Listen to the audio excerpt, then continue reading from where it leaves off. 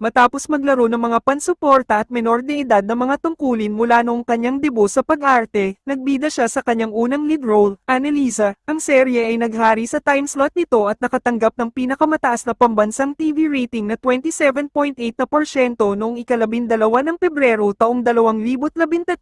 Ang kanyang pagganap ay nakakuha sa kanya ng parangal para sa Best Child Performer sa 27th PMPC Star Awards para sa telebisyon. Nang sumunod na taon, nakakuha siya ng isa pang papel sa family drama series na Hawak Kamay. Ang kanyang pagganap bilang Lori ay nakakuha sa kanya ng isa pang parangal sa Yahoo! Celebrity Award para sa Child Star of the Year. Brillantes ventured more dramatic roles and played supporting roles in Pangako Sa'yo as Leah Buenavista and in Ikaw Lang Ang Iibigin na Stephanie Reyes. Siya ay naging paminsan-minsang gumaganap sa musical variety show na ASAP at nakas sa 2 pang programa sa telebisyon noong 2017, A Love to Last at isa pang episode ng Once Upon a Time sa tapat ni Gray Fernandez.